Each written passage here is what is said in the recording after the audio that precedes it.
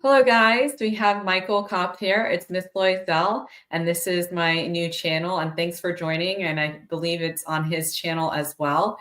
So, for all of you that don't know, Michael is a paranormal investigator, speaker, podcaster, vodcaster, and also a Reiki master, and so much more. So, we're going to get in it today. So, for all the people that don't know you, Michael, can you tell a little bit about your background? Sure. So I grew up with parents who gave me the freedom to decide what path I wanted to follow in life, and so I decided to follow the path that was not the dogma of religion, and grew up in by choice in the metaphysics, and had some experiences throughout my life. Like I would, as a preteen slash teenager, had shadow beams that were around the house, and I would just play like almost like a game of tag with them, because when you deal with shadow beams, they're out of the corner of your eye, and as you may be familiar, when you turn and look at them, they disappear. So it was like the game of how close will I let them get to me before I turn and look to say nope, not this time. And so I just had that. I never felt any danger or anything from them. I kind of grew up around spirits. I could sense them being around, and had some experiences where one example is when my parents and I were driving through Vicksburg, the battlefield park. I would sit there, and all my senses would all of a suddenly be engaged as if I was there in the 1860s Wow. during the battle.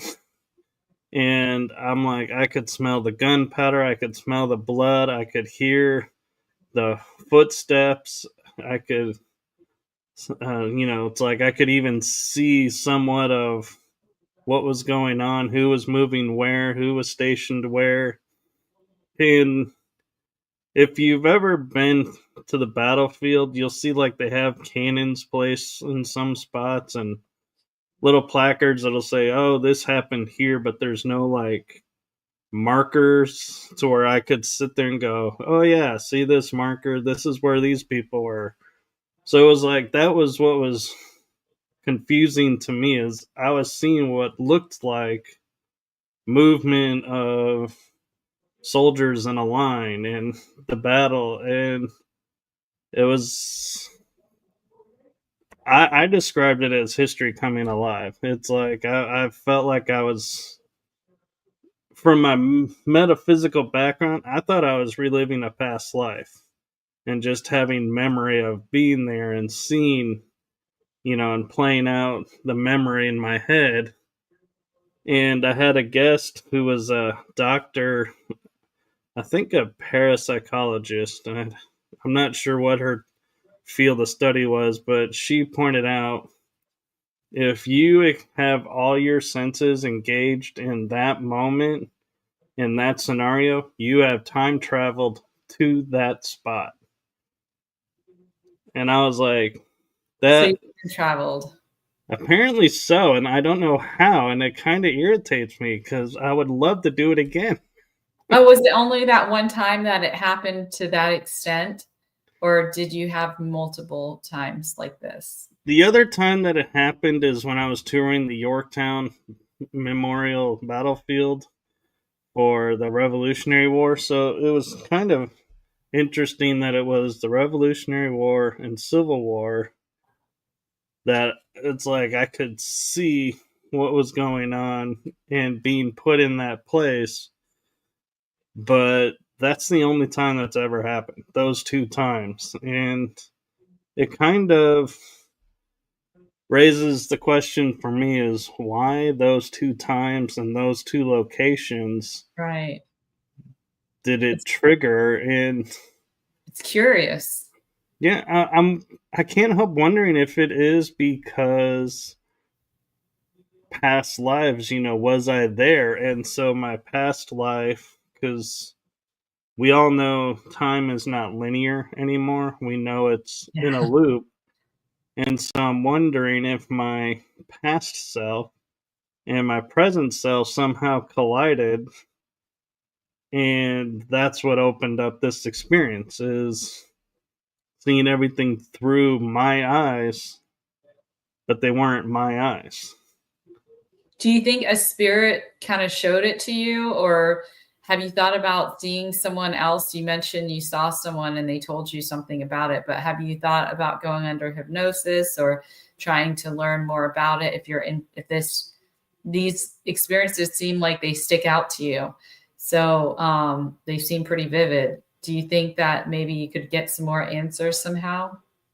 I might. It's just I don't like delving into like certain topics unless it feels relevant and I feel resonated to. And so those experiences stick out, true, but not to the extent that I'm like, oh, I need to go and get, answers. I want to know this or that. It's more Right. of it sticks out because of the uniqueness of it and how it just happened. And it's nothing I did, it just unfolded on its own. And I don't know how to unfold it. And so if I was to do any like hypnotherapy or anything, it might be to try and figure out Something how else. can I use this again and Oh, start okay. being able to use it more, because I mean it's the amazing thing about it, and what those stick out to me more is because my parents being in the car hearing all of this, they were just like kind of somewhat appeasing me going through the park because I'm the one who has the history, love, and passion for it. And so I felt like they were just being the nice parents and saying, okay, we'll go through here so you can say you've been here. And Oh, then experiencing it that way, they were like, we need to do this more often. oh, really? So they were very advocates about it. Yeah, How that old they were you? they are great. They encourage me to do whatever, even if it's not something they agree with. Like, they're not exactly 100% fond of paranormal investigating, but they know it's my passion, so Yeah, they support me in doing it. They just, that's excellent. the one rule I have is don't bring anything home. Right. You don't want to bring anything home. And how old were you when this first started happening? Were you a toddler or was it a little bit after that? So my first experience actually happened when I was 2, but I don't have memory of it until I was preteen. And so as a teenager, experiences started flooding in, and I was starting to be able to make sense of what was going on and getting information to fill in blanks. And I'm one of those that I seek my own answers. I don't like other people like guiding me to answers or telling me answers. And so that might be another reason why I don't do the hypnotherapy so much, is I don't It's want to not your feel thing. suggested. I see. I see. Fair enough. And in your website, Riding Through the Waves, the YouTube channel, you go over healing modalities. Can you talk a little bit about protection for those that are going through this in different things, whether it be a haunting, whether it be it could be a UFO, whether it be a past life, just that's getting to them, dimensional beings, just what protection methods and healing modalities can you talk about? Sure. So protection wise, the number one protection I use is universal law, and it's something that's really easy, but a lot of people don't put a lot of credit to it. and don't have a lot of belief in it, and so it doesn't work. And it is a law that requires 100% belief and no doubt. And how it works is if I go into a space and I feel a spirit is wanting to, say, scratch me or take over my body, I invoke under universal law and say, you do not have permission to enter my body. You do not have permission to touch me. You do not have permission to go home with me. And under universal law, they have to abide by that because I say it with conviction. And what that means is, let's say you and I are on an investigation, and I go, "Hey, you have no permission to enter my space." They're gonna say, "Okay, we don't have permission. We're not entering this space." But if I go, "Well, you don't really, I think, have permission. I'm not sure I want that." They're going to be like, Not "Oh, gonna. this person's not invicting universal law. They are. We can totally go and touch or scratch or do whatever because there's so much wishy-washy doubt in the sentence that they're like, you're not invoking anything." So So you it's say like, you mean it. right, you have to stand in your power with them, and they respect that. And the thing that people have to understand is when you're invoking it, you're not invoking it for one side versus the other. You're invoking it for both sides. So, in essence, if you make the statement, okay, spirits, you do not have permission to be in my space like 3 feet around me, nothing is going to come around you for 3 feet. You could have a benevolent spirit that's wanting to give you a hug. They're going to be like, nope, we can't do it. You invoked a 3 foot radius. And so that's the one caveat to using universal laws. What you state is what you get.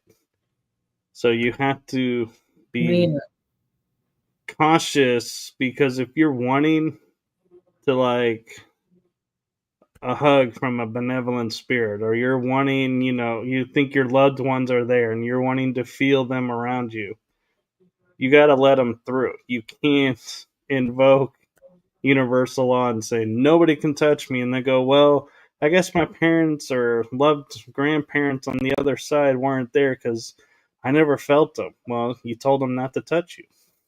Right. So that's where I say you got to be careful how you invoke it. And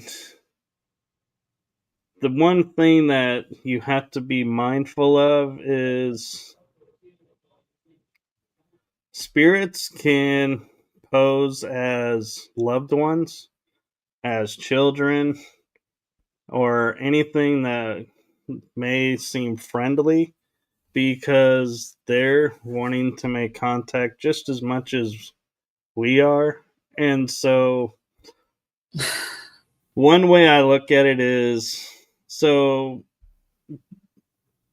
let me put it in this way. We talk, about ETs coming and star races and first contact, so to speak. Well, what's the first rule of first contact? You don't make contact with someone who's going to be a threat. You're not going to land and go, okay, I'm going to go say hi to these people, even though I know they're probably going to attack me. I'm going to be the benevolent one and make, the first gesture. No, they need to know who is going to be open and receptive and who's not. Well, how can they do that?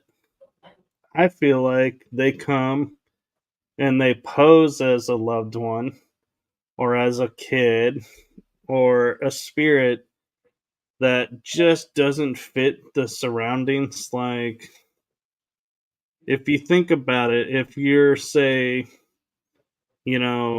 Revolutionary War battlefield, and there's no homes around, and you have this little kid that's running around, and you're sensing this little kid. Chances are that little kid is not from that battle and is not from the land, and maybe an ET trying to see who will see and who will be open to communication, who will be respectful and kind versus who's So, going to be like, oh, curse you, demon, and you yeah. are, and lay in, all these negative connotations and feelings to it. And so that's a new thing that I'm like starting to look at with investigations is, maybe what we're looking at is not from around here. So you think they're more ETs and UFOs and UAPs and things from out of this world and even under the water? So you think they're more stuff like that, or what are you talking about? These spirits? I think they are star races that, visit us, and they've been visiting us for centuries. I mean, the native indigenous people have legends of, beings from the stars as long as they can remember. And I don't think it's fair for us to go, well, you don't have any physical proof, you don't have any photos or any documentation of this, so we can't count that as actual evidence. I view it as that is more evidence than a photo ever would be, because this is a tribe. This is a culture that, has this story. Yeah, And the culture is not going to make up a story because you came by to go, hey, what's your guys' thoughts on ETs? And they're like, oh, geez, we were hoping you were going to ask us that. Here's our story. No, they're going to tell you their stories because that's their culture. Their culture is built on those stories. right. It's something ingrained into the culture that is handed down from one generation to the next. And even if it's someone came out of the sea and taught this and that, then that's what it is. And that's what they teach.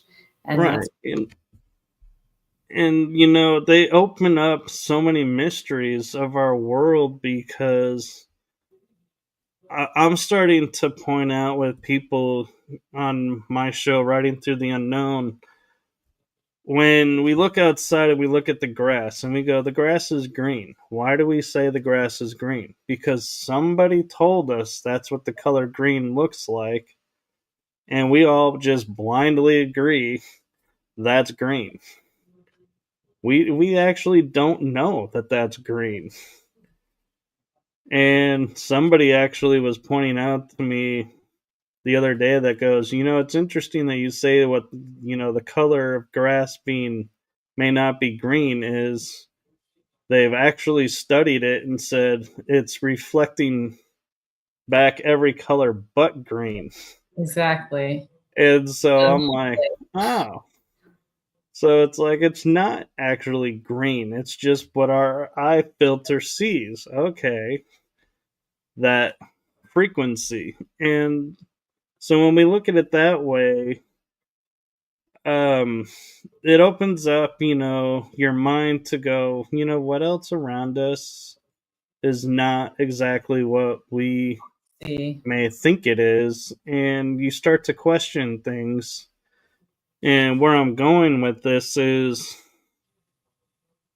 I've always thought of the moon as being a object in space, not a celestial natural occurrence.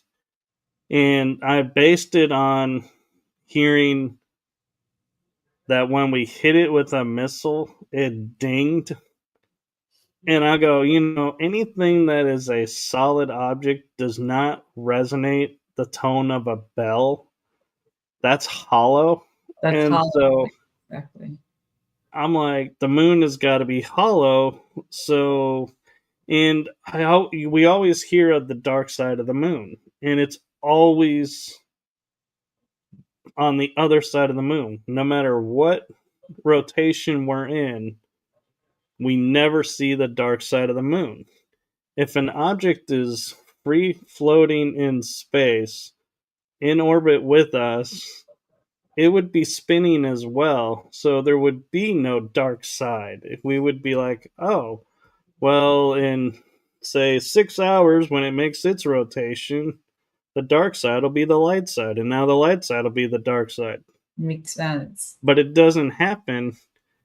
And the third thing that got my curiosity is, how many satellites do we have around the Earth to communicate? A lot. How many satellites are on the moon to communicate with shuttles that are going to the moon? I'm not sure about that one. 0. Okay. I don't see any around the moon, but I see a bunch in the sky that I used to never see. See all these dots and then they're Yeah. moving around and So if we're sending astronauts to the moon, and we knew in the 60s when they're on the dark side we lose communication because we need line of sight, we would have to put a satellite up to communicate so we could always, in case something happens, be in communication. They have never put a satellite up. Well, what about remote viewers and astral travelers and getting to the moon in some other way? I mean, who knows how they're traveling to the moon, but I think someone's traveling there. I mean, do you not? You can go to the moon without a body experience, Yeah. and because your spirit form or energy form is at a different resonance than our physical form. So that is possible. And I know I've stepped foot on the moon and other planets and have gone off world, so to speak. But the interesting thing too is, the indigenous, as we're talking about them and their stories, there are stories of a moonless sky, and that there was like thousands of years where there was no moon. The moon just appeared to them. So Well, how, if they have been here since day one, would they have no moon if the moon has always been here and it was a part of the earth? it's a satellite, isn't it? Like it It's came yeah, into our orbit at some point. something had to place it there, in my opinion, because I mean, look at like asteroids. They hit the atmosphere and bounce off. They don't sit there and go, "Oh, hey, wait a minute, I think we hit our, sweet spot here. Let's just hover and circle around this planet. This looks nice." But they want us to believe that's what happened with the moon, that it just broke off and just stopped where it is and just became, in link with us. I don't think so. There's so many stories now when you put everything together that it's like, you know, I'm not sure, what purpose the moon really is. And a lot of people, when I talk to them about it, one thing they all say in common, and a common thread is, well, if you're military, you want a point where you have full vision of your target. Well, what's the moon? You have a perfect vision of the entire planet. So it makes sense, and you think about it that way, it's like, yeah, it's a great place to put a base. Hence, we have lunar bases. Are we talking about secret space programs or are you Uh, talking about UFOs, lunar bases? Are you talking about humanoid lunar bases, or what are you talking about here? So, in my opinion, this is where the secret space program and alien races kind of blurs, because we've all heard the stories of the 1940s with Antarctica, the Germans being there. and talking about, having, bases on the moon, a base on the moon. Well, if they were there on the moon, I feel confident we would be on the moon as well. And that's what some of the early missions were about, that nobody, that's like programs that launched. Everybody remembers them launching, but nobody ever remembers what they did. They're like, oh yeah, so and so went up into space and spent a few days in space and came back. Well, what was he doing? Nobody knows. Nobody ever thought to It's a big ask. secret. It's a big And secret.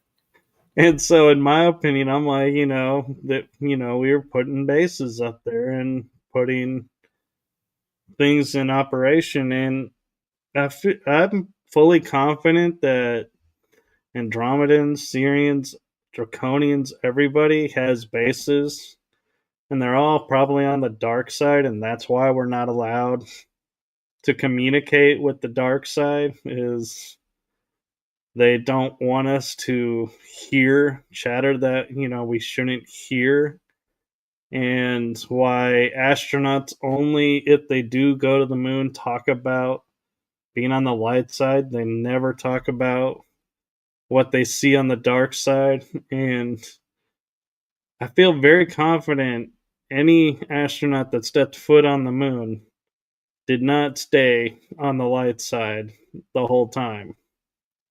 I Really, feel confident they seen stuff and they ventured out. interacted. That would make sense. And you mentioned it being holographic. Well, have you heard about the holographic universe and how everything's, when it comes down to quantum science, that everything is holographic in nature, like light in general? It does make sense when we think about when, say loved ones, you're, or a partner that you have a connection with, and they're traveling, and you can still feel them, and you can feel how their day is going. You can feel, if they're stressed. You can feel if they're doing okay, or you can. It's like when you're feeling like, oh man, I really wish this person was here.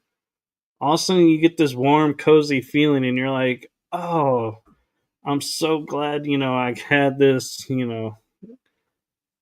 and people just write it off as, just going, oh, you were just having a memory of so and so. I don't think so.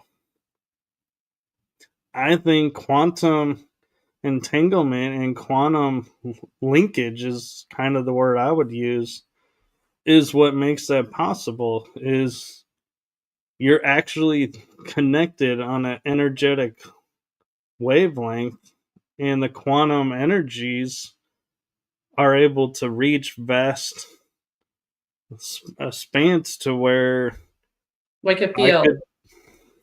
Hmm? like a field, Right. like So, through a field.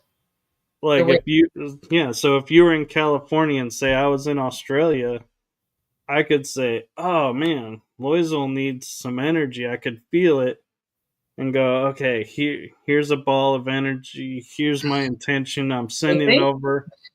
And then Loisel will go, oh man, I'm feeling tired, but oh, suddenly I got a second wind. Yay. And just think, hey, that must be something that kicked in. No, somebody else probably picked up on you needing energy and was able to transmit through the field energy to you instantly. And so that's actually been proven scientifically. Is, I believe it was Russia did a science experiment where they took two plants and they put one in one side of a lab and one in a different lab on a different end of the building, and they would light a fire underneath the leaf and it would register pain. Well, the plant that's on the other side of the building is also registering the pain, even though nothing's happening to it. They did that with gasoline as well. They poured gasoline in one plant and they did an experiment and they studied their vibrations, their frequency, and it went nuts at the same exact time. Somehow they're capable of picking up the frequency and they know what's happening with this other plant because they've had time to bond and it's instantaneous. I mean, there's no time difference. It happens at the same moment Right. And that my theory is if plant life is doing this and other animals are experiencing this, why would we not think we can experience this? Why do we think we don't have this? And it all comes down to I had to go and say, well, because we're taught we don't. That's the only reason is it's we're the free. only species that tells each other we're at the lowest of what our potential is instead of lifting up to a higher potential. We're living on almost none of our brain's capability, and not only brain, but heart capability. I mean, we're at the tip of the iceberg. Like we're missing so much of it right now. And we need to use more than that 2% that they say we're using. Not only that, but I like to point out, whoever or whatever created us, we are very sophisticated. So when I look at the genetics and they say, "Oh, we're a double helix with like 10 or 12 extra strands of deactivated junk DNA." Well, I don't sit there and go and say, "Oh, well, we got this junk DNA. Okay, well, okay." No, I look and go, as sophisticated as we are, I don't see the creators going, "Hey, what are we supposed to do with these extra strands of DNA?" Well, we'll just shove them in there. They'll never know. No, that would never happen. So there is a purpose for them. We just don't accept that there's a purpose for them because we are taught we're a double helix genetic being and we're operating, we're moving around, and so we don't question what could we be with more genetic activation.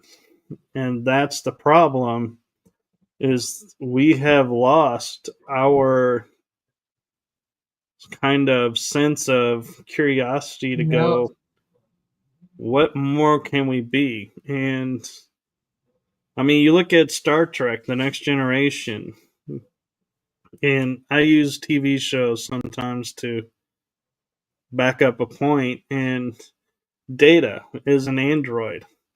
And what is his main deal in the show? He wants to be human. He wants to experience human emotions. He wants to understand what it means to be human. And in so many episodes, even though he's an android and has chips for emotions, but he doesn't always have it in there, you'll see when he doesn't have it in there, he does something and the crew goes, "You're more human than you realize.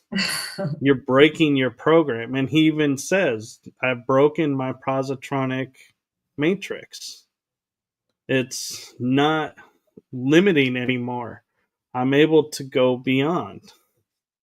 And all my brothers and sisters that are androids never did that. So I'm unique. And that's the human spirit. The human experience is to break the programming, to grow, to evolve, become more than just a shell going through motion. And so that's what I feel like we have lost and we're discovering again is our ability to look at ourselves and go, "You know what? I can't fly right now, but I know it's possible.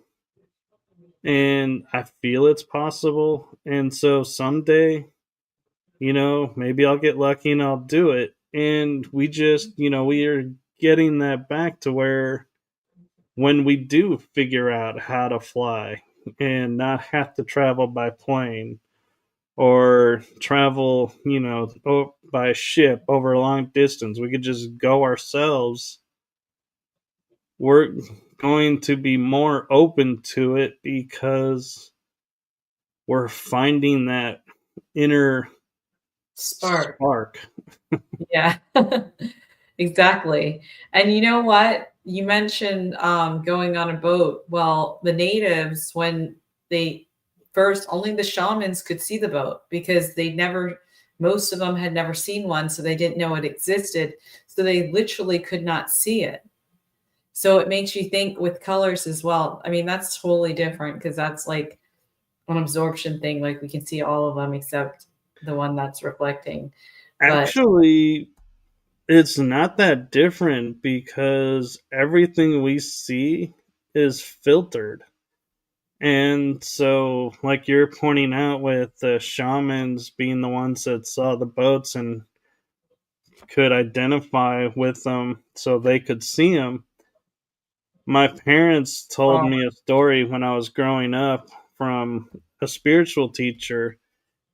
And she said, we'll take 15 people in a room and we're going to have first contact with the UFO. We're going to see it. They're coming down, and ET is going to come out and talk to everyone.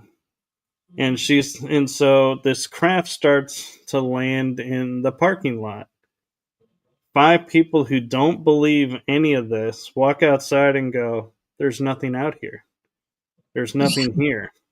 5 people that are skeptic walk out and say, I feel like there's something here.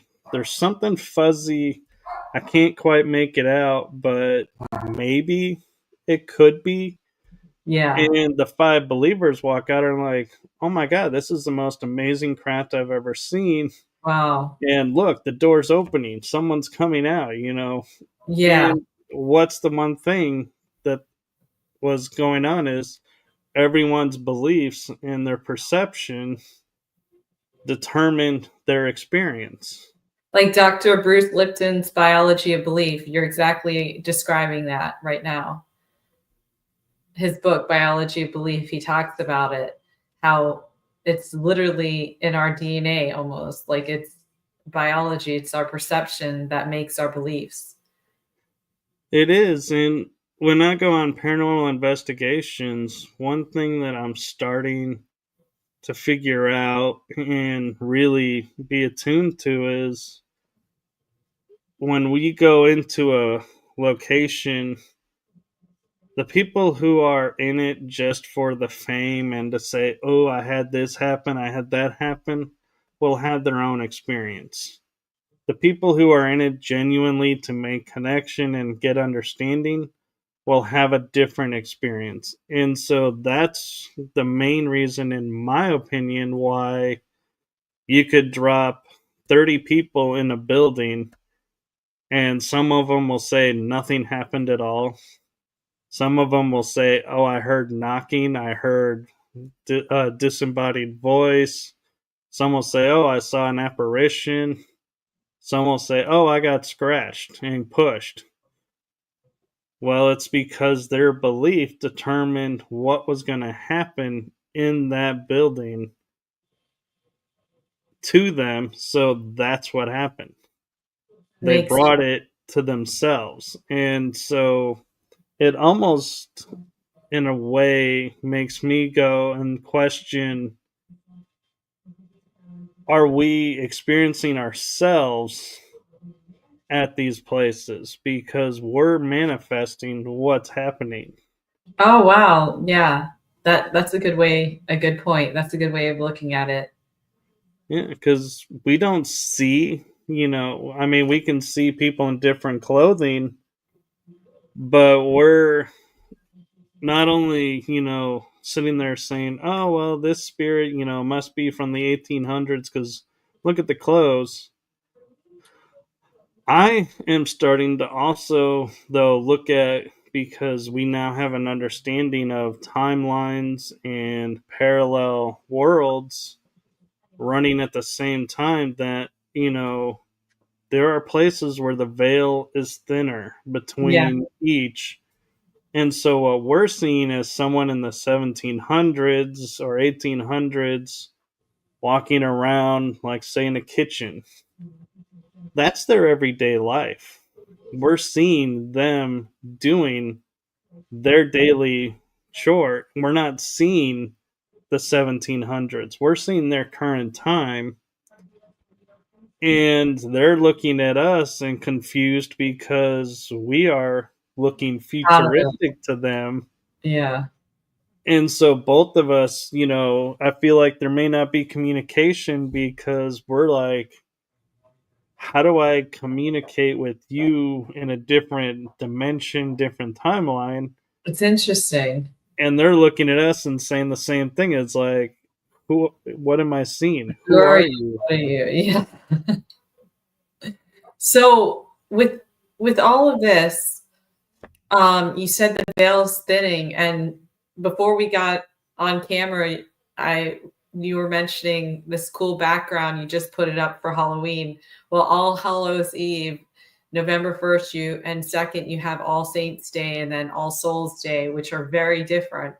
And the veil's the thinnest. There's actually times on our earth where the veil's the thinnest. Do you get more activity during the times during Halloween and All Saints Day around this time where the veil's supposedly the thinnest on the calendar?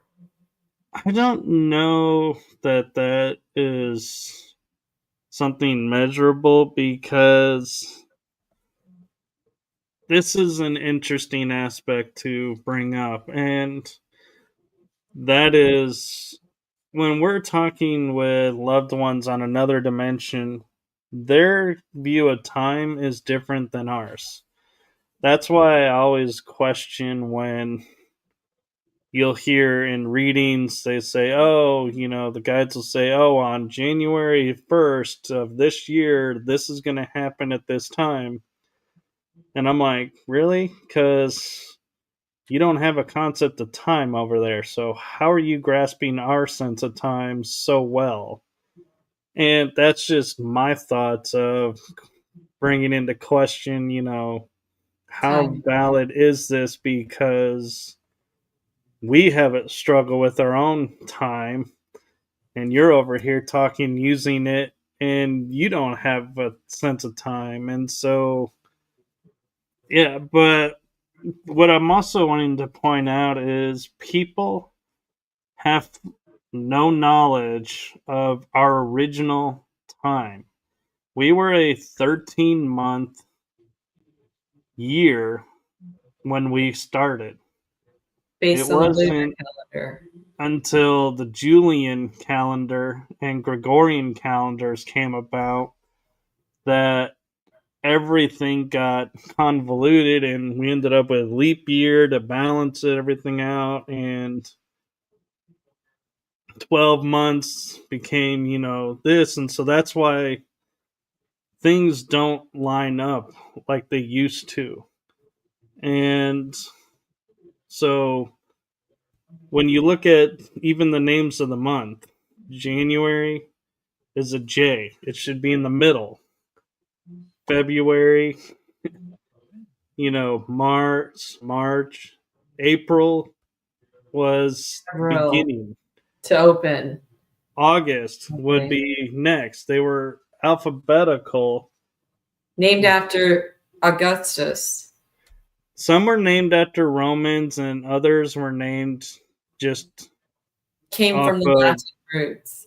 whatever they decided to name it for, because it was designed. And then when they mixed up all the months, I feel like it messed with the harvest, and it messed with planting and everything. And that's why lifetimes seem to be shortening. and we don't have the Really? 900 years like they talk about in the Bible. Now Oh, we're yeah. lucky to make 100. Right. And what's the difference? Well, the calendar was much different then than it was now. So it's So perspective. the length of a year was not 365 days, every 4 years, 366. That's not an original year. We created that. In recent times, it's changed. So when I hear of, everybody looking and going, oh, we translated this like the Mayan calendar to be 2012 was supposed to be the end of a cycle. And they're like, December well, 21st. it Yeah. didn't happen. We're like, and they go, well, one lady goes, well, we actually miscommunicated it and it's really 2087. And I was like, I don't think we missed anything. We're on a different calendar system than they are. So 2012 to them, maybe like 2312 to us because the years are different. I Our see what you're saying. It structure doesn't line is up. so we can't use our current calendar system to determine the past because they're different calendars. And and as confusing as time is and the number of days, why there's 28 in 1 month and 30 and 31, they're like, well, that was to balance out the fact they took out the 13th month. Well, if you think about it, that's like what, 5, 6 months of one extra day. If you have the same days in the month, but if you're going by the lunar calendar of 28 days a month, then for 13 months, then it balances out Right. and And it makes so, sense. but then here's the thing, Yeah. if we go on a lunar calendar, that only goes into effect when the moon arrived. Right. So in That's the time before the moon, there is no lunar calendar. no. So how do we determine time? Well, That's time the must have been thing. different then. It's like we can't go by solar because we don't know what an actual solar year is. We don't know what an actual lunar year is. We only go by what we assume and have been told it is. And for us, what's 365 days may actually be a quarter of a year in real time. So what do you, And oh, sorry. oh no, you go ahead. So what do you think this all comes down to? Like these different timelines and time, and you're talking about holographic worlds. Like, what's the big picture here? Like, what's the ending point? What does it come down to? I think it's all designed to raise our awareness to how much of our reality is a construct that we created and we all just agree to.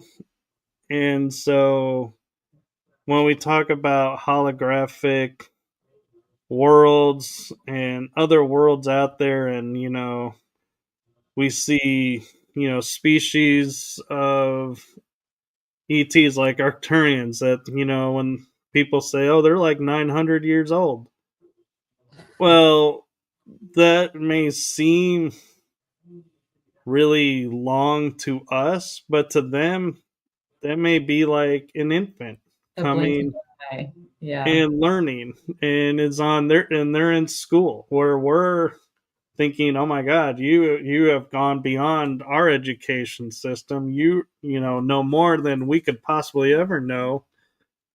But we're basing that on the fact that they're 900.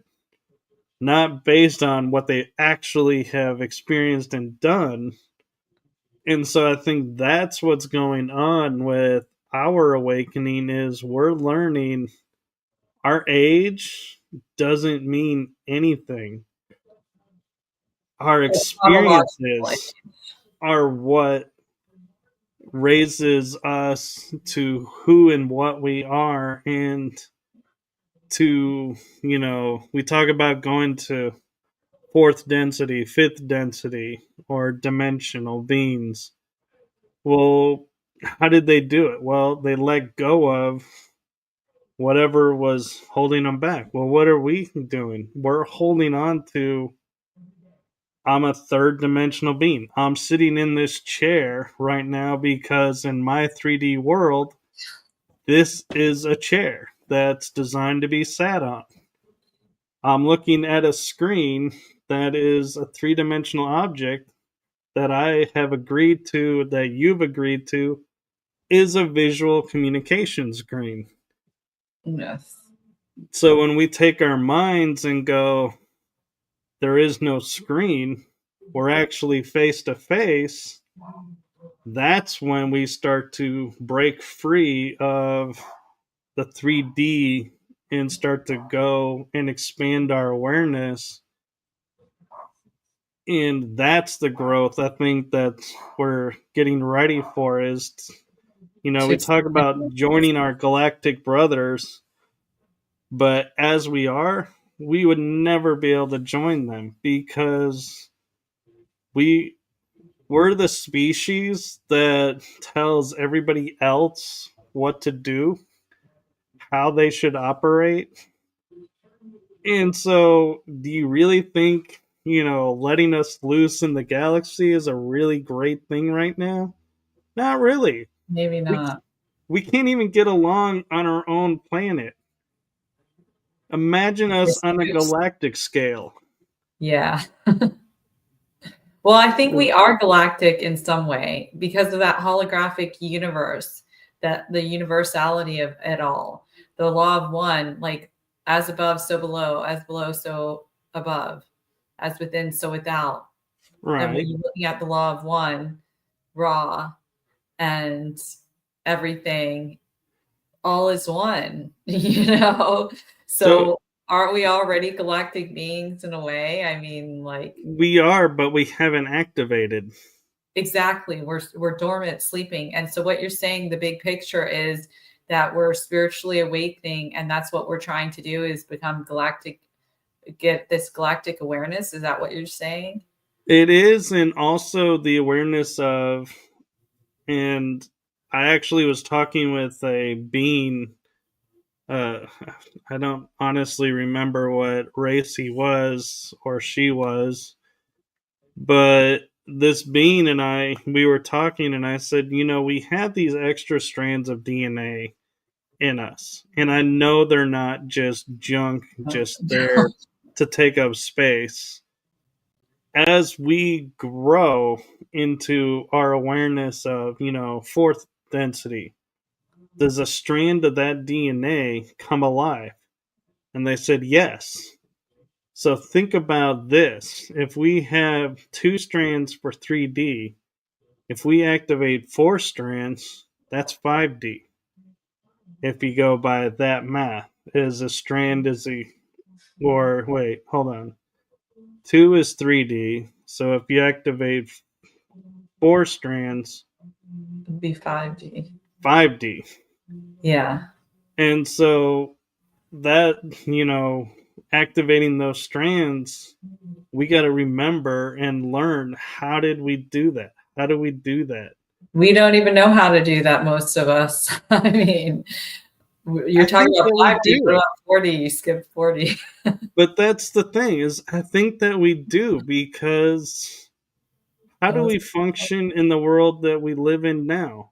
We have our own we learn to walk on our own. We learn to breathe on our own.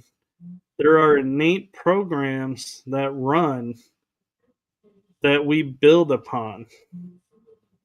And so when we look at it that way, being 3D, we're born into a world where we learn to walk on our own, breathe on our own. What hurts us on our own because, we have grown-ups that tell us like don't touch fire, it'll burn, but we're like we don't have a concept of it until we actually touch the fire and are like, ow, that hurts. Okay, so that's burn. And Experiences, personal right. experiences. But what I'm saying though is it's built into the DNA. So the strands of DNA that are quiet or asleep, so to speak, Deactivated. in our body, we know how to activate them. We just don't because I think we're so in the belief system of I have to do this, I have to do that, I have to do this. I can't just flick a switch and be aha done. So we have created these programs to make it hard to activate. And you could almost say impossible. And the funny thing about impossible is when you break it down into the two words that it is, do you know what impossible really says? I am possible. Yeah. I'm So possible. so think about it. When we say we can't, it's impossible for us to activate this. What we're really saying is it is possible to activate this. We just need to open our awareness to yes, we can. This is what it's going to take for me to do it. And that's the thing. What Absolutely. activates my DNA strands to advance me only works for me, I think. I don't think me going to, say, fourth density, I can turn around and go, okay, everybody, if you do this one simple task, you're going to be here. You'll be up here with me. Everybody has their own Unique. system to activate. And so that's where I think when everyone's talking about, oh, we're activating DNA and through this coded messaging and tones through Sounds. massive people hear the tones, but nothing happens. Not that it doesn't work, it's they may not be the tones for you. Right. And That even bigger is you don't believe the tones are the that's right ones for you, so you've already set it up to where it won't work. so for all you guys that want to learn more about Michael Kopf and setting up these tones to believe and to open your eyes, because he's done so many investigations and we barely scratched the surface of it. So I'd really like to maybe try to do this again so we could talk more because there's so much to talk about. Yeah, I'd love to come back on. And wow, that what's funny is, in full transparency, this is not the conversation we had talked about we were going to have before we started this. But we let it run, and so that was fun. Yeah, Yeah, I like. I love these types where Yeah. it just goes. Yeah, and time flew by really quickly because we're almost at that hour. So, can you tell people how to get a hold of you and your websites, Sure. energy that surrounds us, and where they can find you on each one, and the links? So the energy that surrounds us is on Rumble. It's on YouTube. Are the main two places where it's also on Spotify. It shares with Writing Through the Unknown. And the reason I did it that way is the energy that surrounds us was my first show. And then when my father passed away and transitioned to his next journey, I created a series that was something that we all were interested in, my mom, my dad, and I, but I never thought it would be what it is today. And so I created it as a sub series to the other show, just in case if it didn't go so well, I could just absorb into the show and do both. But it actually took off and has kind of become a entity of its own. And so I'm kind of surprised and proud of that at the same time. And every week when I do the shows, it's like I find disbelief that this is actually happening, and I'm like, I can't. It's like I'll activate the shows, and I'm like, I can't believe that people are tuning in and people are wanting to be guests on this, and these shows are Taking off. taking off because I'm like, I'm just me, just doing my thing like you're doing your thing. And it's just amazing to me how when you're authentic and just doing your thing, how you are wanting it to unfold, how the message gets out.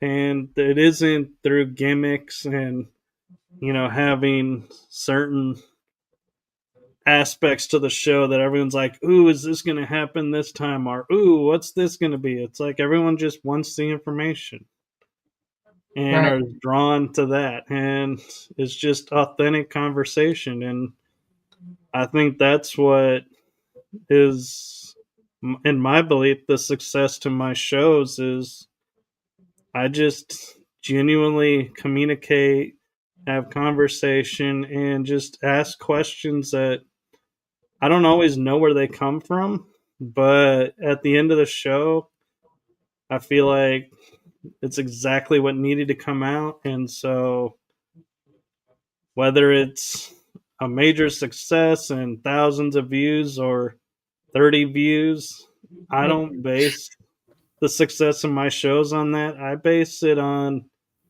how did I feel and how do I feel the information was presented. If I feel like in the best way, then that's all my job is done.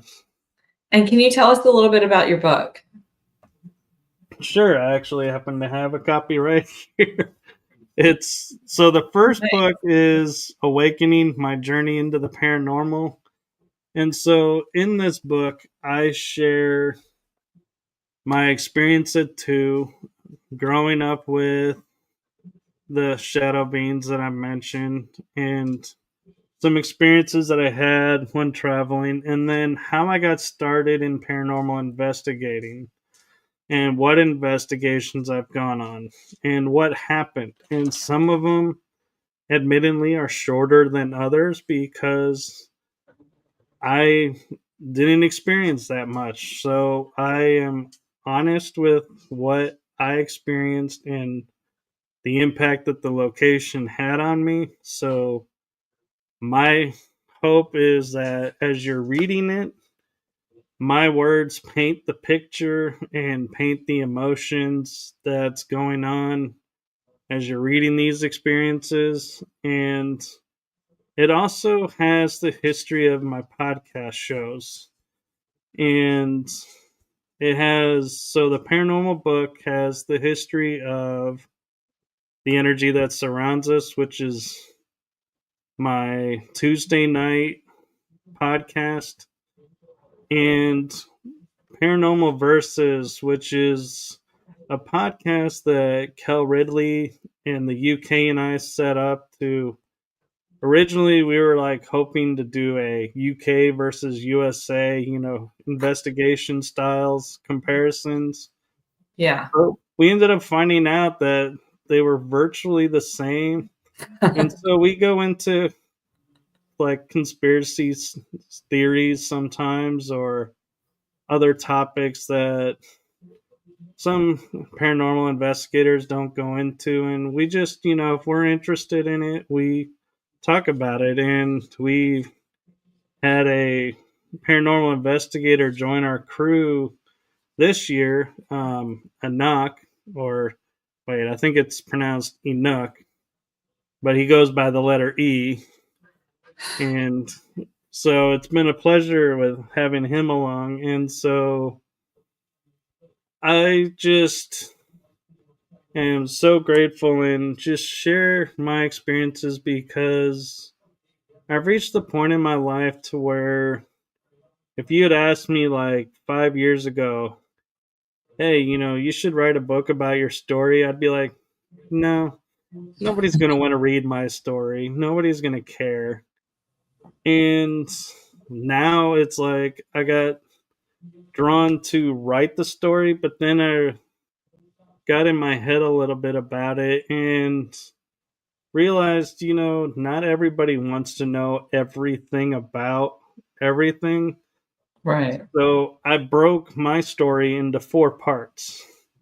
So the first part that came out was the paranormal, just because I had more written on that and it was pretty much ready. So I decided to publish that one first. The next one is my hidden journey of discovery of programs that I've been a part of that I have got memory of.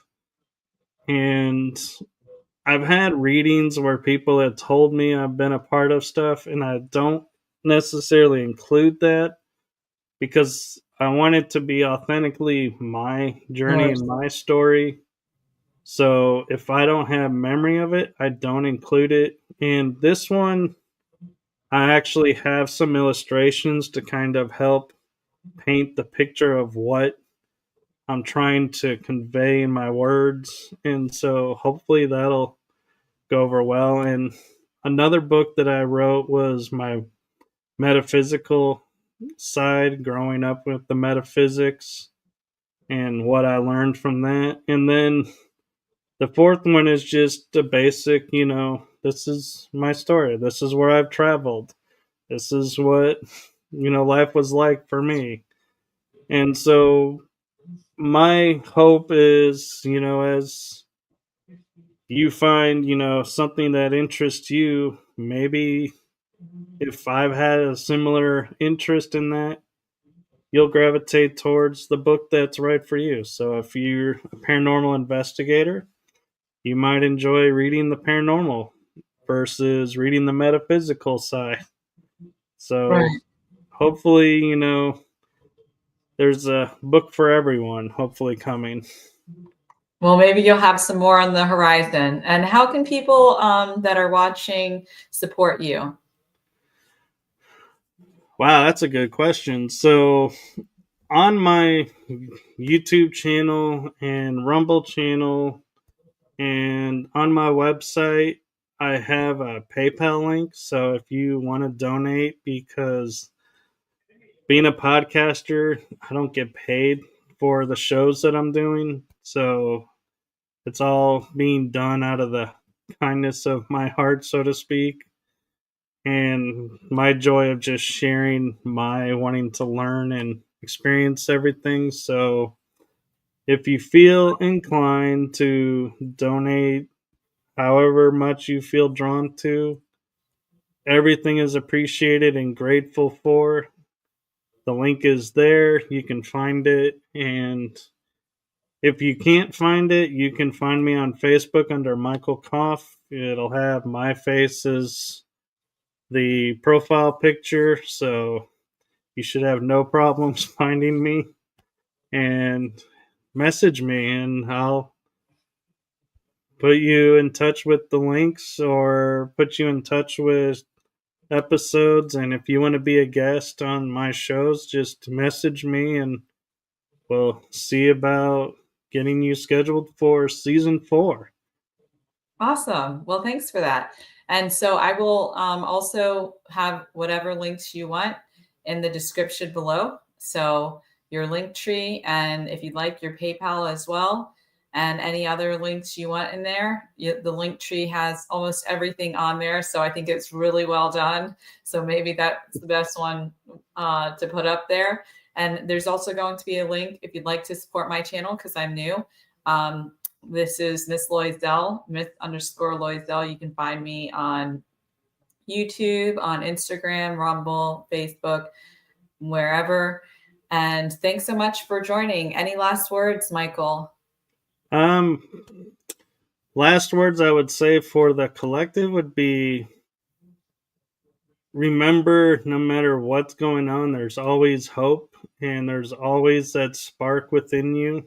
Nothing can diminish that except yourself. So keep in mind, if you want to change your circumstances, it's all a choice.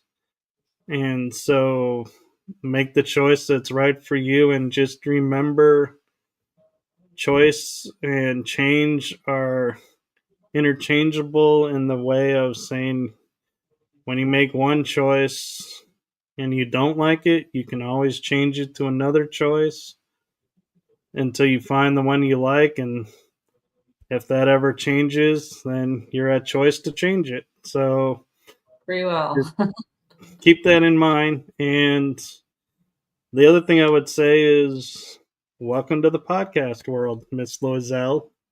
Thank you, Michael. And thank you, audience, for being here. We appreciate you all, and more to come soon. Bye for now.